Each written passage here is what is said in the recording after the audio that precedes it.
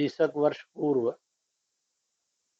अनेक मुसलमान बुद्धिजीवियों के और मजहबी लीडरशिप के पत्र माननीय सुदर्शन जी को आते थे कि हम राजनीतिक नेताओं या मजहबी नेताओं और जो कुछ वो उनको लेकर अखबार में छपता है, संघ उनसे नहीं समझना चाहते, क्योंकि उन्होंने तो हमें इतना ही बताया है कि संघ एक खराब संस्था है। परंतु जबकि हमें जीवन के आचरण में ये लगता है संघ एक अच्छी संस्था है, डिसिप्लिन्ड है, देश प्रेम है, समाज सेवा है, गरीब दुखी पीड़ित की मदद है। जब कोई संकट आता है तो जाति मजहब दल से ऊपर उठकर सबकी मदद और सेवा करते हैं। गली मोहल्लों में, कॉलोनियों में, बस्तियों में, दफ्तरों में भी ये काम ध्यान में आता है। जो संघ में जाने वाले लोग हैं वो वेल बिहेव्ड है, कहीं उनमें कोई ऐसी कट्टरता हिंसा दिखती नहीं। इसलिए we want direct contact and we want direct dialogue. मेरा जम्मू कश्मीर में रहने के कारण मुसलमानों से बहुत अच्छा व्यापक संपर्क था और उसके आधार पर एक डायलॉग शुरू हुआ जिसमें से मुस्लिम राष्ट्रीय मंच यह संस्था बनी। आज इस संस्था का लगभग 300 जिलों में 2500 स्थानों पर इसकी इकाइयां हैं, नेटवर्क है। जिले से लेकर अखिल भारतीय स्तर पर पदाधिकारियों का भी एक 800,000 का समूह है। फिर नीचे छोटी इकाइयों का समूह तो 8-10 हजार का बन जाता है।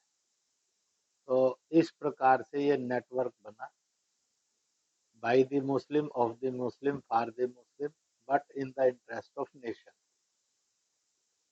यह चलते चलते आगे बढ़ा। अभी पिछले 2 साल से इस सारे संवाद के बाद कुछ लोगों के मन में ये भाव आया, इसलिए उन्होंने आज के सरसंघ चालक मोहन जी का सीधा संपर्क किया। हमने भी कहा आप सीधा संपर्क करिए। तो 4 जुलाई 2021 को the meeting of minds, doctor Khwaja Iftikhar के द्वारा लिखी गई पुस्तक का लोकार्पण यह इंदिरापुरम, यूपी और दिल्ली बॉर्डर पर एक सभागार में किया गया। उसी समय 2 दिवसीय मुस्लिम राष्ट्रीय मंच का भी सम्मेलन था। उस मुस्लिम राष्ट्रीय मंच के सम्मेलन में वो रहे। 70-75 कार्यकर्ता देश भर से थे, कश्मीर से कन्याकुमारी, गोवा गुजरात से लेकर असम मणिपुर तक थे, और उनके साथ उनका संवाद हुआ।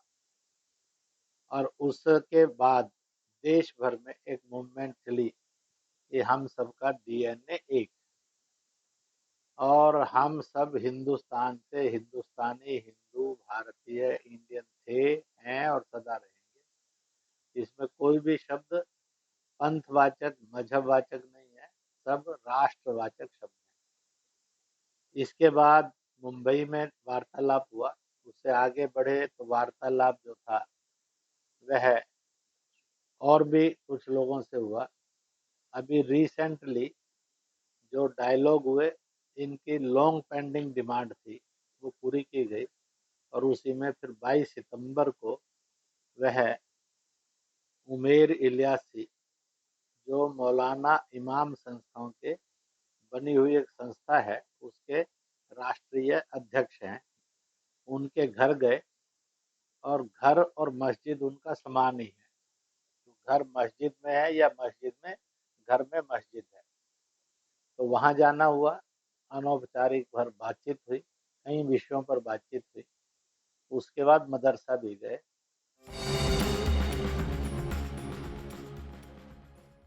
और मदरसे में गए और वहाँ जो 5 बिंदु चर्चा में आए बच्चों के साथ, टीचर्स के साथ, बाकी लोगों के साथ।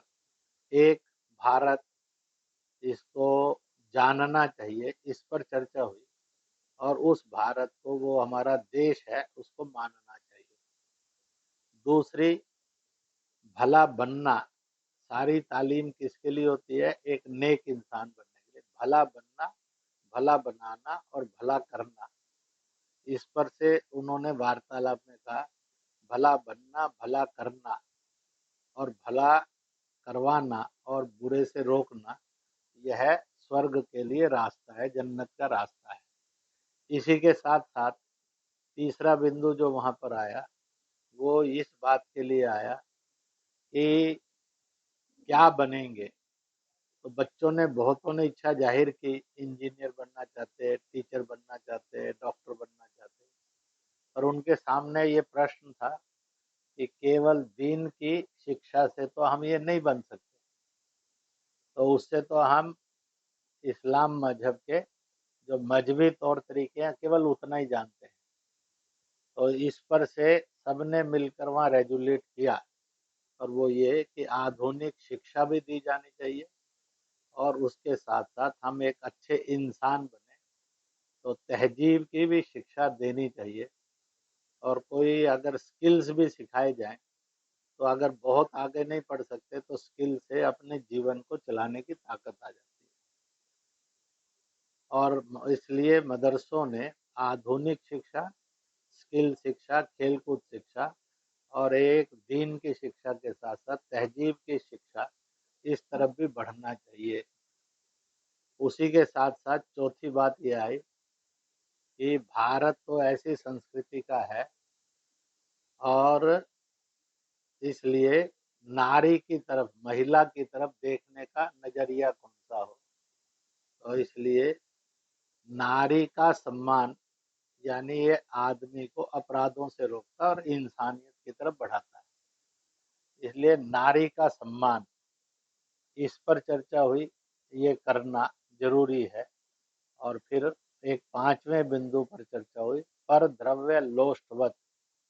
तो वह, यानी दूसरे का धन जो है उस पर बुरी नजर नहीं होनी चाहिए, उसको मिट्टी के समान समझना चाहिए। इससे कई प्रकार के अपराधों से मुक्त समाज हो सकता है और इंसान हो सकता है। कि देश के राजनीतिक दल और मजहबी दल मुसलमान को भारतीय और हिंदुस्तानी नहीं होने देते, हर इशू में उनको अलग से मुसलमान कर देते हैं। जबकि कितने इशू हैं, अल्पसंख्यकों में तो ईसाई भी हैं, अल्पसंख्यकों में तो पारसी भी हैं, जैन भी हैं, सिख भी हैं, बौद्ध भी हैं। उनको लेकर कोई भड़काता और बांटता नहीं है। परंतु मुसलमान बड़ा समूह है, इसलिए उनको लेकर उनका एक हमारी बड़ी चिंता है कि हम मुसलमानों को मुख्य धारा में आने नहीं दिया जाता, हमें हमेशा अलग रखते हैं। हम मुख्य धारा के बनकर जीना चाहते हैं। दूसरी बात, कि आज जो देश के अंदर माहौल बना है, राजनीतिक दल हमारी वोट के लिए हमारा इस्तेमाल करते हैं, ना कि हमारे वेलफेयर के लिए करते हैं। और हमें बताते हैं कि आरएसएस आएगा, बीजेपी आएगी, विश्व हिंदू परिषद आएगा, तो आप बर्बाद कर दिए जाएंगे, बुलडोजिंग हो जाएगी, निकाल दिए जाएंगे, मार दिए जाएंगे, जी नहीं सकेंगे। जबकि अब तो सत्ता आए हुए भी 8 साल हो गए, 7 साल हो गए, हुआ कुछ नहीं ऐसा। और वो बार बार बार बार बार बार और झूठी घटनाओं के आधार पर, या कोई छोटी मोटी बात है उसको इतना भयानक और क्रूर रूप देकर बताते हैं, जिसके कारण समाज भयभीत रहता है। और इधर भी बहुत लोग, ऐसे कुछ मुसलमान हैं जो हर समय हिंसा की बात करते हैं। इसलिए जो बहुसंख्यक समाज है, उसको सामने भय रखकर खड़ा करते हैं, और जिसके दोनों के भय में से हमेशा टकराव का रास्ता कुछ लोगों में बना रहता है, उससे पूरा देश अशांत रहता है। और तीसरी बात, जो भी इश्यूज हैं उनको ठीक से समझना और समझाने की ताकत आज जरूरत है। नहीं तो सीए अल्पसंख्यकों के विरुद्ध जो अत्याचार थे उनसे सुरक्षा का कानून था, पर इसको ऐसे भड़का दिया गया जैसे इससे सारी सुरक्षा ही खत्म हो जाए।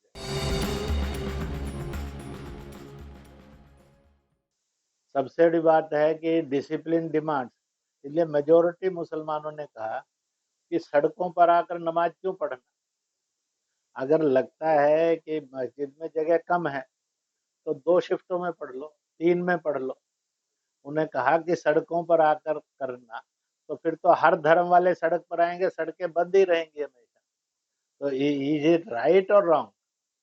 नमाज पढ़ने के लिए जब नमाज, और जब यही है तो फिर नमाज जब कहीं भी पढ़ा जाता है तो फिर घर में भी पढ़ सकते हैं, गली मोहल्ले में भी। आखिरकार सड़कों को ब्लॉक करना, क्या ये इस्लाम इजाजत देता है? क्या ये इस्लाम सम्मत है? क्या यह है और कानून सम्मत है?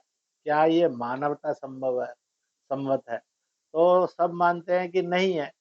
बस एक सड़क पर नमाज पढ़ना, वो नमाज पढ़ने से ज्यादा डोमिनेशन, हमारा भय, हमारा डोमिनेशन खड़ा हो, इसका सिंबल बन गया। क्योंकि अगर आदमी को नमाज करनी है तो नमाज पढ़ने के बाद आदमी में इंसानियत जागती है, हिंसा नहीं जागती। तो प्रश्न खड़ा होता है, नमाज पढ़ी और पत्थर मारने शुरू कर दिए।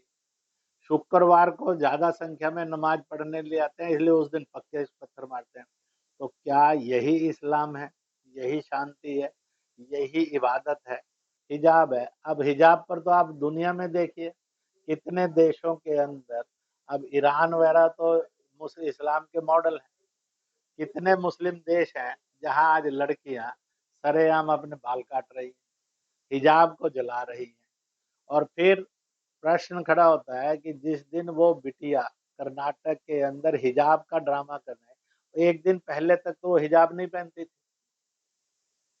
वहां कितनी लड़कियां हैं जो बिना हिजाब के आती हैं? पूरे हिंदुस्तान का सर्वे कराइए आप भी, आपके पास अगर सर्वे है तो सर्वे कराइए, नहीं तो। इसलिए सर्वे जब आप कराएंगे तो पता लगेगा कि मैक्सिमम बेटियां तो सारा दिन भर बिना हिजाब के ही घूमती हैं।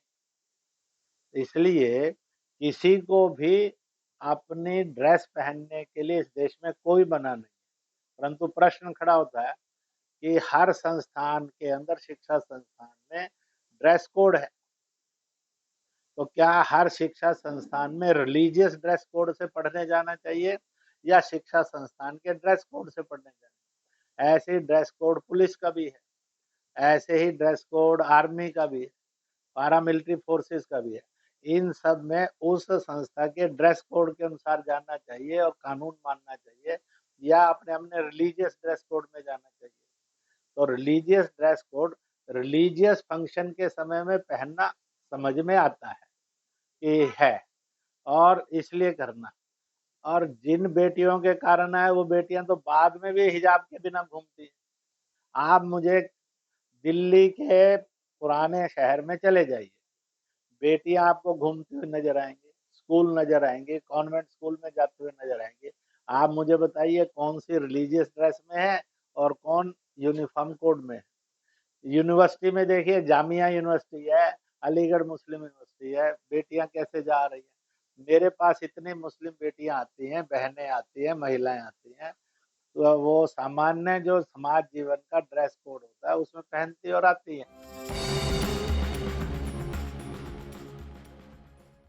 मान लो हिंदुओं ने कहा, तो आपने मुसलमानों के पास जाकर क्रॉस करना चाहिए कि लव जिहाद क्या है, क्यों है, किस लिए है। और इसलिए जो मुसलमान हिंदुओं के कंफ्यूजन नहीं है, भय नहीं है, क्योंकि 100% सच है। कितनी बड़ी संख्या के अंदर नाम बदलकर हिंदू लड़की को फंसाना और उसके बाद उनको धर्म बदलवाना, और नहीं है तो उसके बाद अत्याचार करना, अखबारों में खबरें छपती है। संशय नहीं है हिंदुओं का, ये हकीकत है। जितनी भी लव जिहाद की कहानियां हैं, आज तक एक भी कहानी फ्रॉड घोषित नहीं हुई, असत्य घोषित नहीं हुई। सारी सत्य हैं, चीख चीख कर कह रही हैं ये सत्य है। उन लड़कियों का मर्डर हो गया। क्यों हो गया मर्डर? किस लिए हो गया मर्डर? क्यों उन पर ये अत्याचार हुए? और इसकी सारी कहानियां एक सत्य को बयां करती, शक को बयां नहीं करती।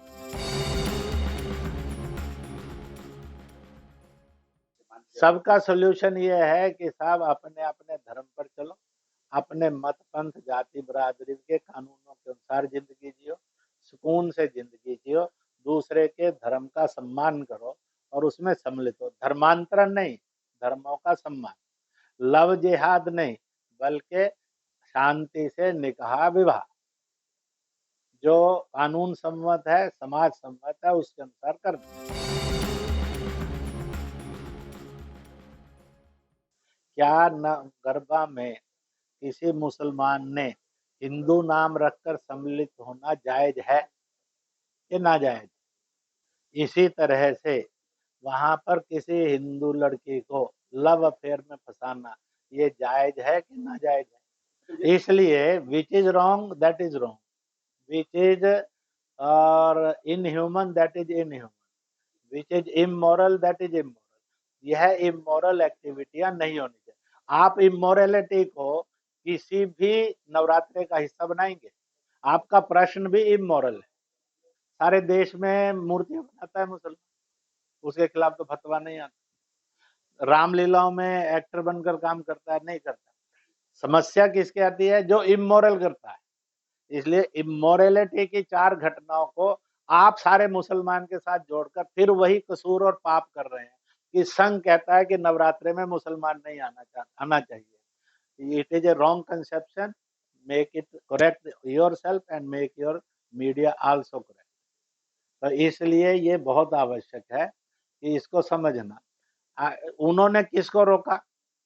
मुसलमान को रोका कि इमोरलिटी को रोका? अब आप देखिए, राखियों का त्योहार है, मुसलमानों ने राखियां बनाई ना, कहीं झंझट हुआ? जो अब मेरा कहना है कि जिन्होंने इमोरलिटी की, जिन्होंने लड़कियों से छेड़छाड़ की, जिन्होंने मंदिर घुसकर मूर्ति तोड़ी, जिन्होंने गलत नाम रखकर हिंदू लड़की को फंसाया, जिन मुसलमानों ने ऐसी लड़की फंसाने के बाद और उस पर अत्याचार किए, कि ये करना ये ना कानून सम्मत है, ना और इंसानियत सम्मत है, ना इस्लाम सम्मत है, ना हिंदुस्तानियत के अनुसार उस सम्मत है, ना यह और मोरालिटी है। इसलिए जितनी भी प्रकार की इमोरलिटीज हैं जिसको इस्लाम के नाम पर किया जाता है, वह सारी की सारी इस्लाम को भी अपमान कर रही हैं और मुसलमान को भी दागदार कर रही हैं। और आज मुसलमान उन सब बातों से परेशान है। वो कहता है कि चंद लोग हमें क्यों कलंकित कर रहे हैं। और इसलिए जब संघ के साथ मुसलमान आकर बैठता है तो उसको ध्यान में आता है कि हमने आगे बढ़कर हिम्मत के साथ जो उनकी सोसाइटी पे, उनकी कौम में ऐसी इमोरल एक्टिविटी करने वाले लोग हैं, उनको सख्ती से रोकना चाहिए। उनका ना रोकना भी यह अमानवीय है और गैर इस्लामिक।